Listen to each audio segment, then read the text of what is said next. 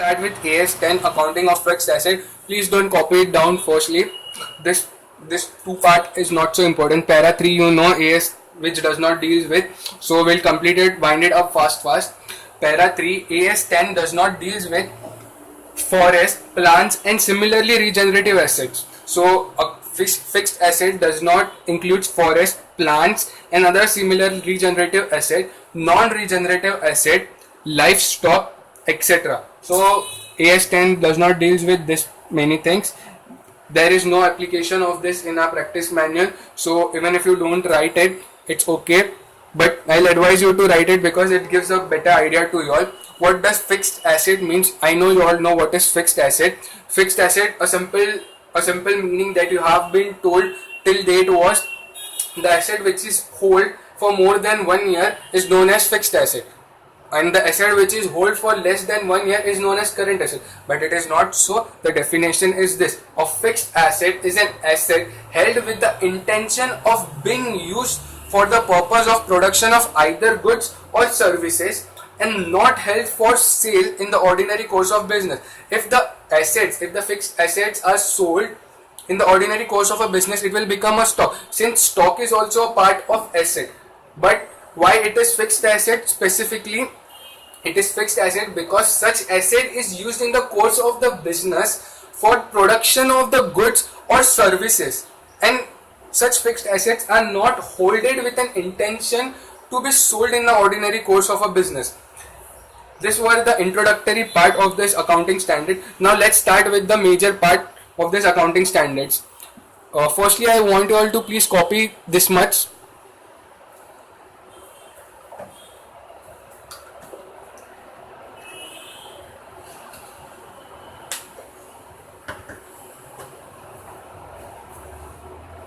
I hope you all have copied. Now all the important paras will be starting from para 12 and till the end. Whichever para I teach you are most important paras, please write important beside that paras, because this paras you will be writing now and then whenever you will be solving the sum. If you will see the practice manual also, you will find the paras there, but write this paras only because these are in a most simplified manner.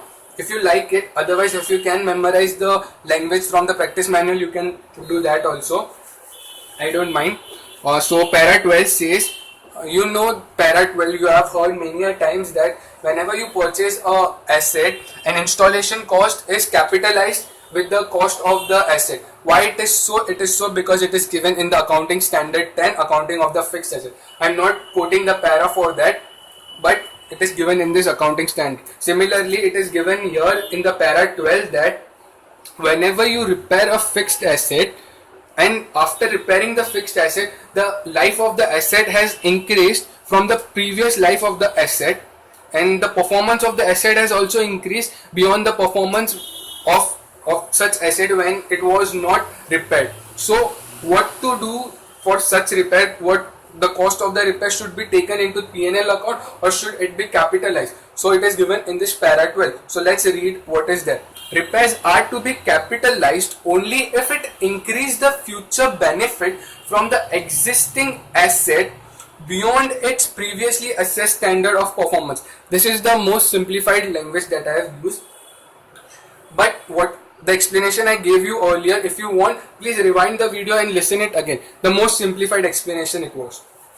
Okay, so firstly I want you all to please copy this para 12 and I'll turn the page and write the remaining paras.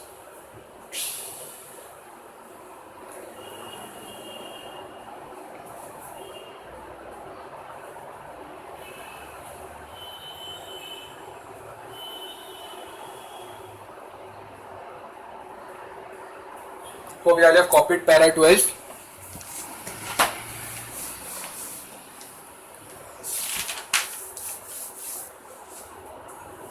Now we'll move on to para 11. What does para 11 says? Firstly, I'll give you a chart, then we'll write up in a paragraph manner. In para 11, it is given exchange of asset. What does this means? Firstly, you understand this, then we'll draw the chart.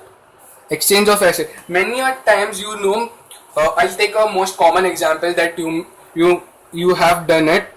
You have a old phone, assume an Android phone. You have taken that Android phone 2 years ago, and now you feel it has been outdated. So now you want to sell it and buy a new phone. So you go ask your friends whether they'll buy it. They say it is outdated and they don't buy it. So you go to a shopkeeper and you give your phone. You exchange your asset. Assume your mobile is an asset for you. So you exchange your asset and ask him to give another asset.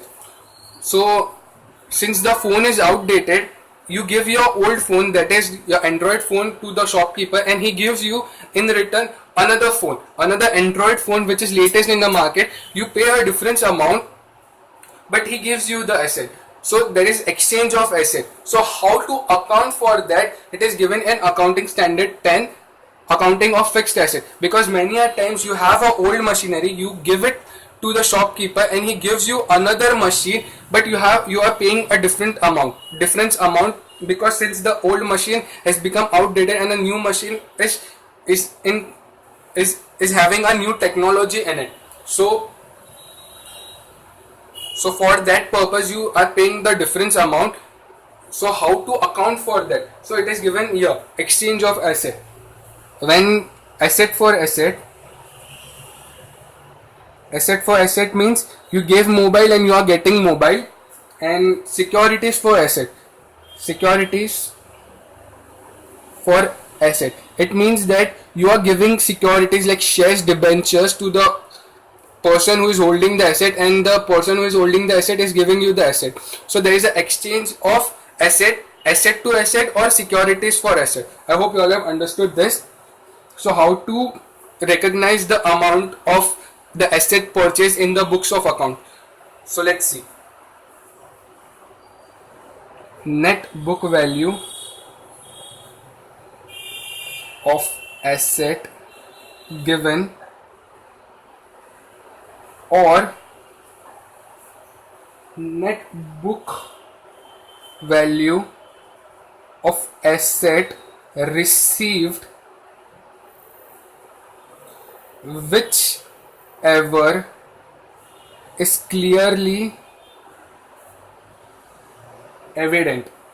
Okay, so how to recognize the cost of the asset in the books is net book value of the asset that you have given, net book value of the asset that you have received. Given means this asset you have given, you don't know the value of the asset that you have received. So you'll write the value of the asset in the books of your own accounts, the value of the asset that you have given. If you don't know the value of the asset that you have given, but you know the value of the asset that you have received, that will become the value of the asset that you have received in your books of accounts. Okay, so it is quite clear, whichever is clearly evident for asset to asset. And now for securities for asset, FMV stands for fair market value of securities, fair market value of the securities given, or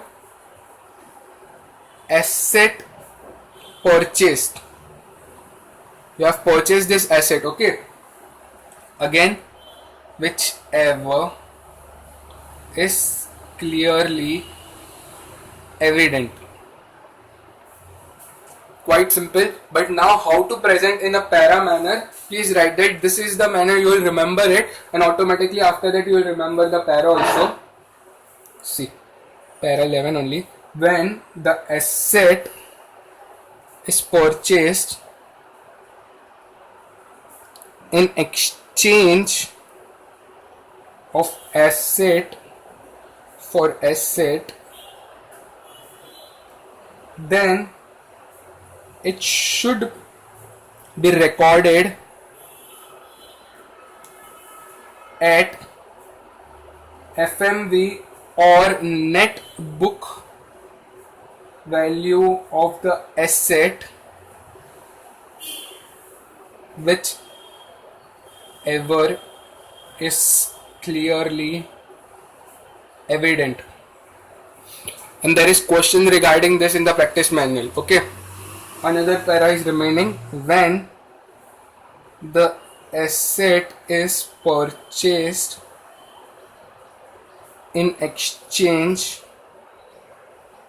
of securities for asset, then it should be recorded at FMV of the securities or purchase price of the asset, whichever is clearly evident. So para 11 is quite self-explanatory. So please firstly pause the video and copy this much.